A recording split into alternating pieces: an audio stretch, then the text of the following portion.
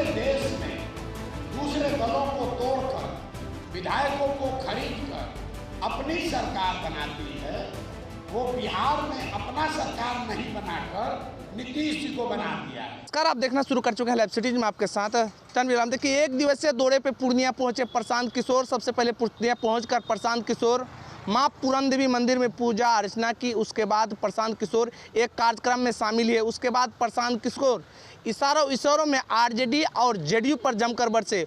वो कह रहे हैं कि आज जो सरकार में है इन्हीं लोगों का देन है जो बिहार को बर्बाद किया। उसके साथ साथ ही प्रशांत किशोर यह भी कह रहे हैं कि मुझे बीजेपी का बी टीम भी कहा जा रहा है, लेकिन उन लोगों को मालूम नहीं कि बीजेपी का बी टीम प्रशांत किशोर नहीं है।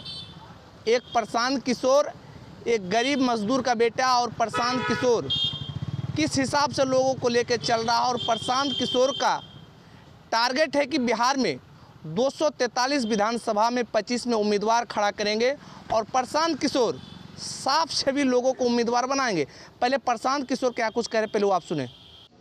तो दोषी कौन हुआ? लालू और नीतीश। लेकिन मैंने ये कहा कि बिहार के बर्बादी के लिए दोषी हैं लालू और नीतीश, लेकिन गुनाहगार हैं कांग्रेस और भाजपा वाले। इसका उत्तर भी मैंने दिया। क्यों? आप सारे जितने पत्रकार यहाँ हैं, लालू जी अपने दम पर बिहार जीवन में सिर्फ एक ही बार जीते। बाकी 15 साल तक जो लालू जी का जंगल राज रहा, वो इसलिए रहा क्योंकि कांग्रेस ने उनको वो बैसाखी दी, वो मदद किया कि वो बिहार पर शासन कुशासन कर सके। ऐसा तो है नहीं कि कांग्रेस को पता नहीं था, मनमोहन सिंह को मालूम नहीं, इतने बड़े इकोनॉमिस्ट हैं, कि बिहार की आर्थिक स्थिति क्या है। फिर लालू जी की उन लोगों ने मदद क्यों की? लालू जी की मदद उन लोगों ने इसलिए की कि उनको केंद्र में दिल्ली में 15-20 सांसदों का लालच है। यही काम आज भाजपा कर रही है। नीतीश कुमार अपने दम पर बिहार आज तक जीते ही नहीं।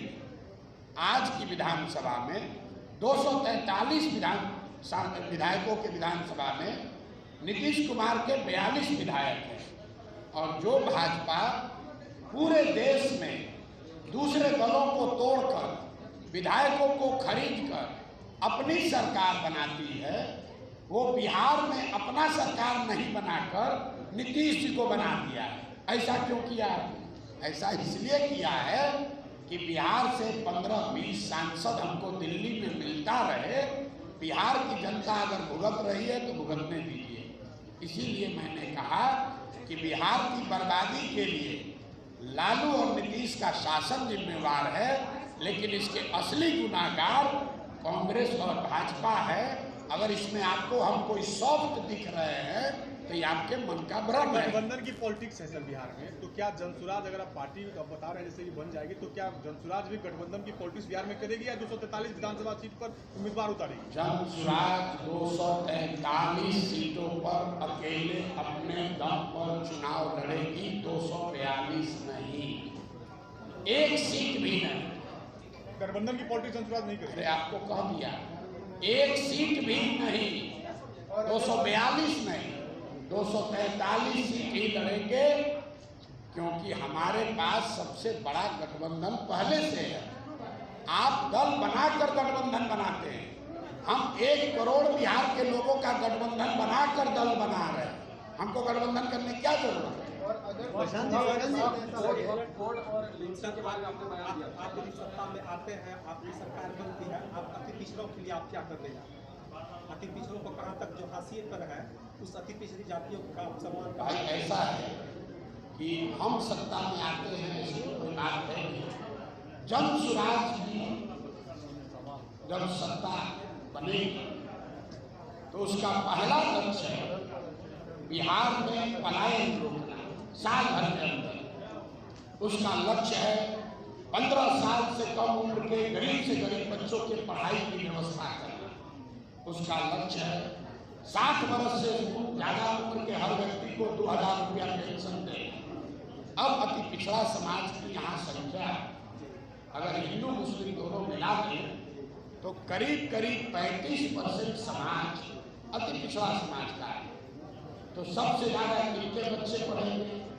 अति पिछड़ा समाज के। सबसे ज्यादा पलायन का दंश जो आज लगा है उससे राहत किसको मिलेगी? उसी समाज को जिसमें सबसे ज्यादा संख्या है। सबसे ज्यादा समाज में आज बुजुर्ग किस समाज के? अति पिछड़ा समाज।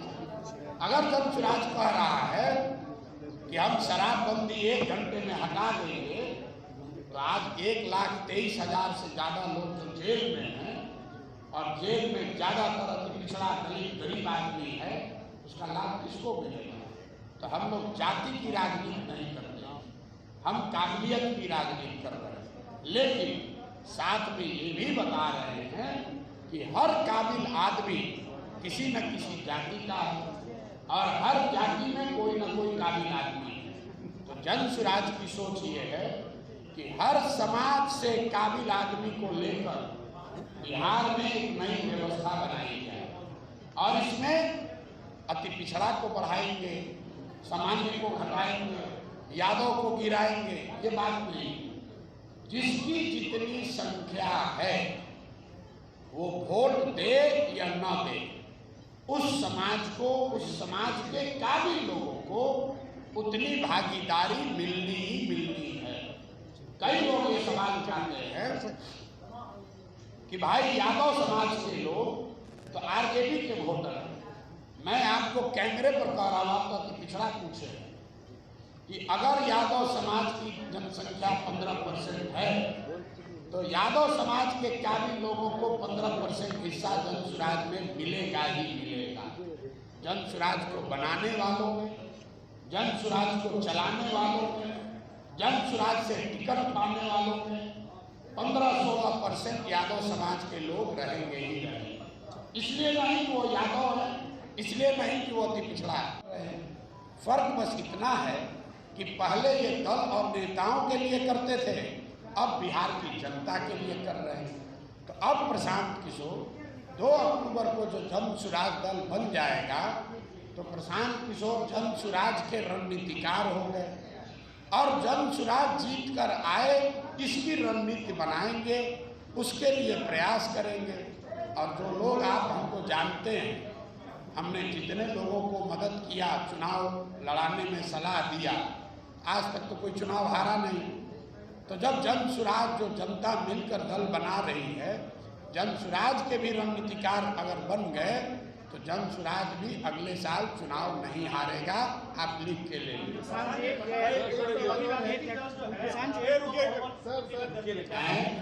किसान जी एक सवाल है।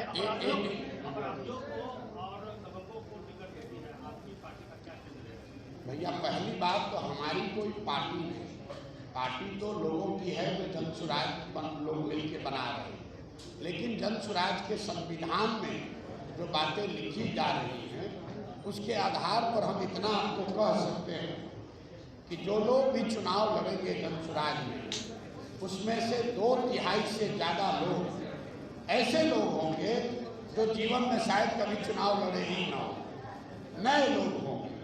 दूसरी बात, जन स्वराज में उम्मीदवारों का चयन कैसे होगा? वो चयन कोई प्रशांत किशोर नहीं करेंगे, कोई जन स्वराज की लीडरशिप टीम नहीं करेगी। चुनाव से पहले 6, 8, 9 महीना पहले हर विधानसभा क्षेत्र में 5 से 7 नाम सार्वजनिक तौर पर घोषित किए जाएंगे कि ये लोग जन स्वराज के संभावित उम्मीदवार हैं। उसके बाद 8-9 महीने तक उन संभावित उम्मीदवारों पर है कि वो क्षेत्र की जनता के साथ काम करें और हर 3 महीने पर ये सूची जारी की जाएगी कि उन 6-7 लोगों में कौन आदमी सबसे आगे है, कौन चौथे नंबर पर है, कौन 5वें नंबर पर है। अमेरिका में अभी चुनाव हो रहा है। कभी आप लोगों ने सोचा कि अमेरिका में अगर डोनाल्ड ट्रंप रिपब्लिकन पार्टी के उम्मीदवार हैं तो उनको उम्मीदवारी का टिकट किसने दिया? किसी एक व्यक्ति ने नहीं दिया। जिसको भी रिपब्लिकन पार्टी से या डेमोक्रेटिक पार्टी से चुनाव लड़ना होता है वो अपनी उम्मीदवारी पार्टी के माध्यम से जनता के बीच में रखता है। फिर 6 महीने तक पार्टी के लोग और जनता ये देखते हैं कि इनमें से सबसे बेहतर उम्मीदवार कौन है। फिर वो चुना जाता है कि अच्छा डोनाल्ड ट्रंप या कमला हैरिस ये हमारे दल की उम्मीदवार ये होंगी। वो कोई कमिटी में बैठकर कोई एक व्यक्ति या व्यक्तियों का समूह टिकट नहीं देता है। तो जन सुराज में भी टिकट प्रशांत किशोर या कोई व्यक्तियों का नेताओं का समूह नहीं देगा। हर विधानसभा क्षेत्र से 4-5 संभावित उम्मीदवारों का नाम घोषित होगा। फिर क्षेत्र की जनता उन 5 को 6 को एसेस करेगी, उनके काम को, उनके चरित्र को, उनके ईमानदारी को, और फिर उन 5-6 में से जिसको जनता ने चुन लिया वही जन सुराज का उम्मीदवार बन गए। प्रशांत जी, अभी राहुल गांधी अभी अमेरिका गए हुए हैं और उन्होंने वहां पे बयान दिया कि अगर उनकी सरकार आई तो आरक्षण पर विचार किया जाएगा। भाई राहुल गांधी कब क्या कह दें ये उनको खुद नहीं पता है। जहाँ तक हम लोग अभी देख रहे थे, पिछले कई महीनों से राहुल गांधी ने जातीय जनगणना के पक्ष में बात किया, उन्होंने आरक्षण बढ़ाने की बात की। अब अमेरिका में जाकर आरक्षण हटाने की बात कर रहे हैं, तो इस पर तो बेहतर कोई कांग्रेस का आदमी ही बता सकता है, राहुल गांधी बता सकते हैं। हमने तो राहुल गांधी का स्टैंड अभी तक यही देखा था कि जातिगत जनगणना होना चाहिए और जरूरत पड़े तो आरक्षण को बढ़ाया जाना चाहिए। ये उनका चुनाव तक स्टैंड ये था। अब कल अपना स्टैंड बदल दिए हैं, तो कांग्रेस के नेताओं से पूछिए, हमको उसकी जानकारी नहीं। हरियाणा के पूर्व सीएम जो कांग्रेस पंचायत में रहता है, वो अपने पंचायत की योजना, जन सुराज की योजना को देख सकेगा, उसको पढ़ेगा, पढ़ने के बाद उसमें सवाल उठा सकता है, उसको अच्छा लगे तो उसको देखकर जुड़ सकता है। तो पदयात्रा को लेकर ये जो 3 उद्देश्य थे और उन उद्देश्यों को लेकर हम लोग कहाँ तक पहुँचे हैं, इस पर मैंने अपना जो अभी का अपडेट है आपसे साझा कर लिया। अब आपके जो सवाल है आप सवाल कर सकते हैं। पूर्णिया आज मैं सिर्फ आधे दिन के लिए आया हूँ। मैं कटिहार जा रहा हूँ। रास्ते में पूर्णिया में एक यहाँ पर कार्यक्रम है, मंदिर का विजिट था, वहाँ पर देवी का दर्शन करने गए थे। और यहाँ सीमांचल क्षेत्र के मुस्लिम साथियों की एक बैठक है, वहाँ पर उस बैठक में जाएंगे और फिर मैं आगे कटिहार जाऊँगा। पूर्णिया जब पदयात्रा करने आएंगे तब यहाँ 20-25 दिन रहेंगे, गांव, पंचायत, प्रखंड हर जगह जाएंगे। आज ये पदयात्रा का हिस्सा नहीं है।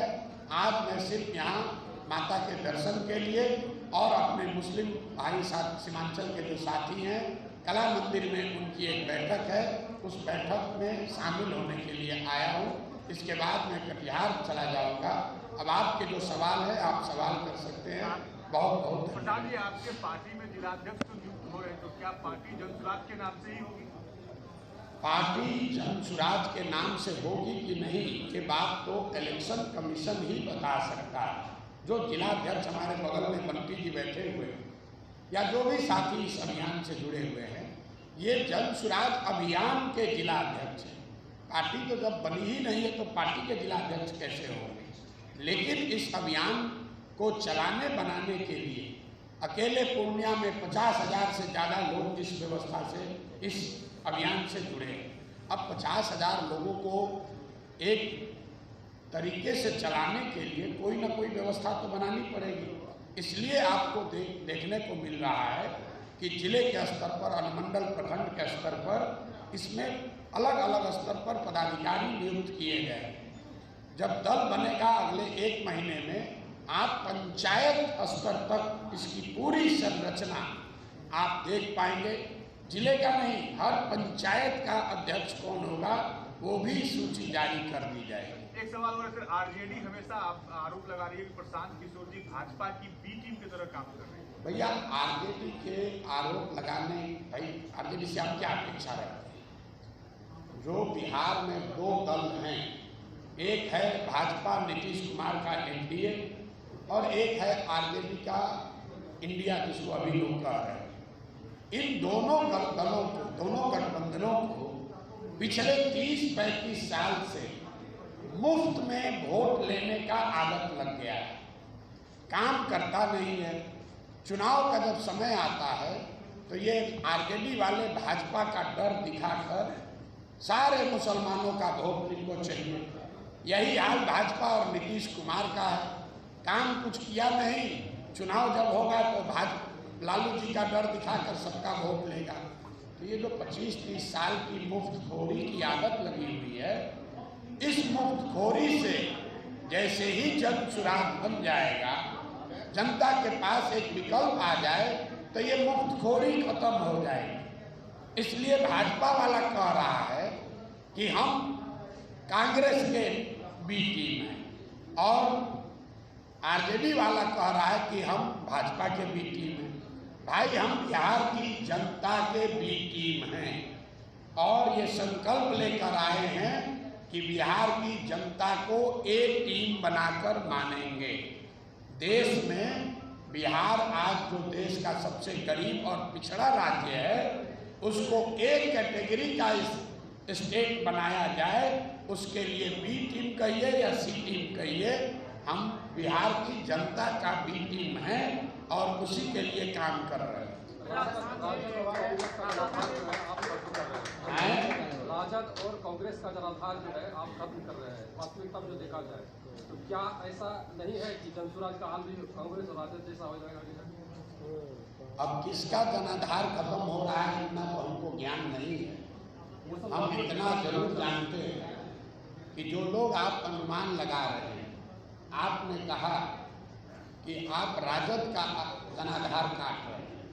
बहुत लोग यहाँ कह रहा है कि भैया आप बीजेपी का जनाधार काट रहे हैं। हम आपको बता रहे हैं, जन सुराज न भाजपा का आधार काट रहा है न राजद का आधार काट रहा है। जन सुराज और यहाँ लोगों की ताकत इतनी है कि अगले चुनाव में दोनों को काट के साफ कर दिया जाए।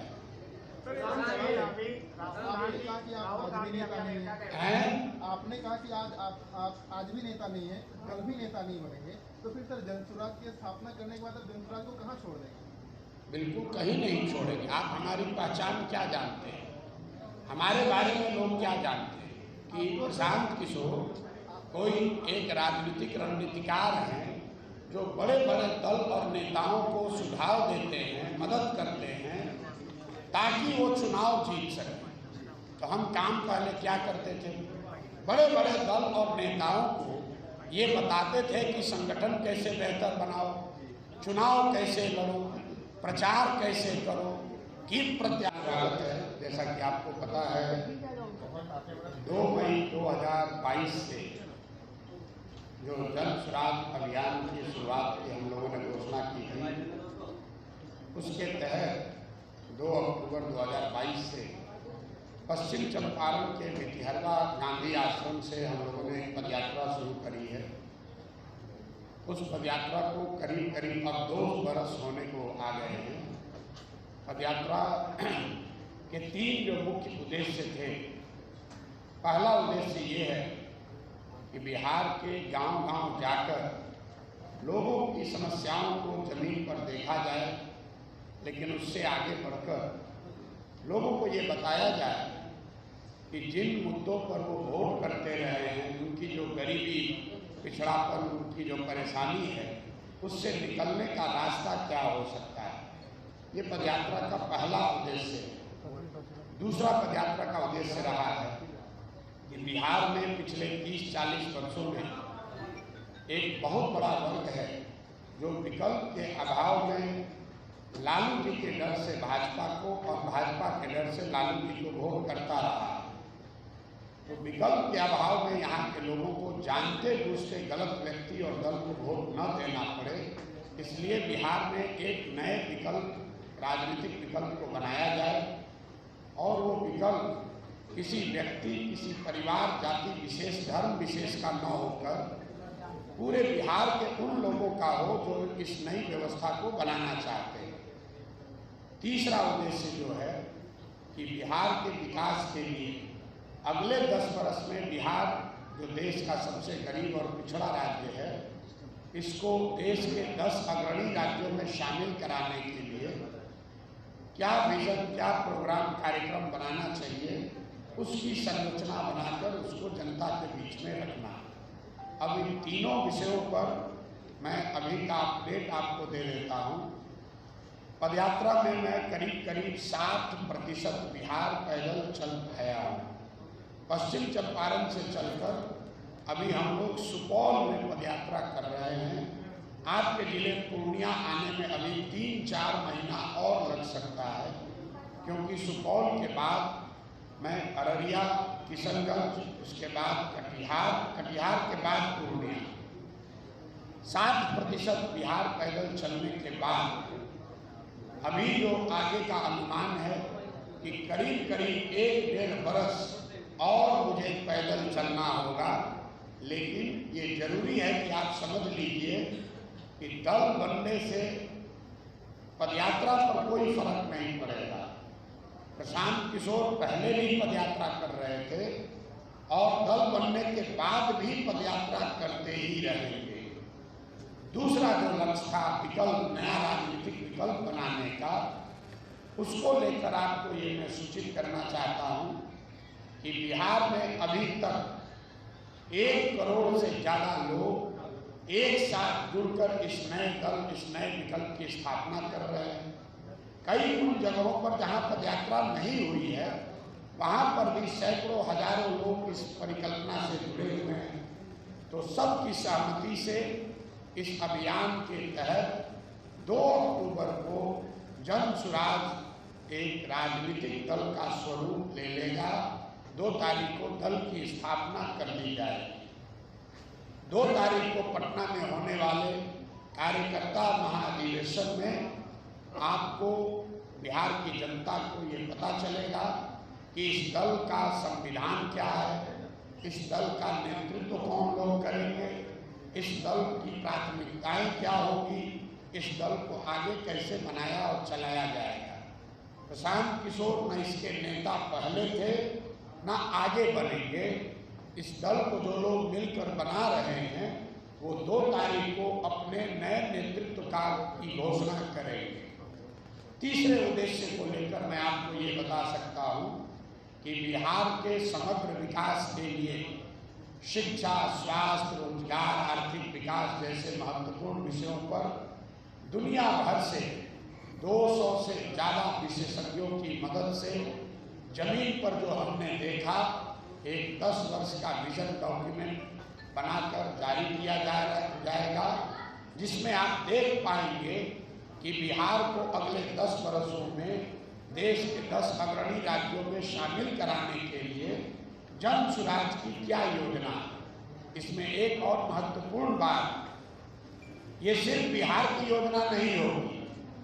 जब ये योजना जारी होगी तो बिहार के हर पंचायत का, बिहार के 8,500 पंचायतों का अलग अलग योजना बनाकर ये जारी किया जाएगा, ताकि आप ये देख सकें कि आपके पंचायत के लिए जन सुराज की क्या योजना है। जब ये योजना अगले बरस मार्च और जून के बीच में जारी की जाएगी। तो सुना आपने, हमारे साथ थे प्रशांत किशोर। वो कहते हुए नजर आ रहे हैं कि 2025 बिहार विधानसभा चुनाव में 243 सीटों पर अपने उम्मीदवार उतारेंगे। उसके साथ साथ 2 अक्टूबर को पार्टी की गठन करेंगे और जिसमें 1 करोड़ लोगों को जोड़ेंगे।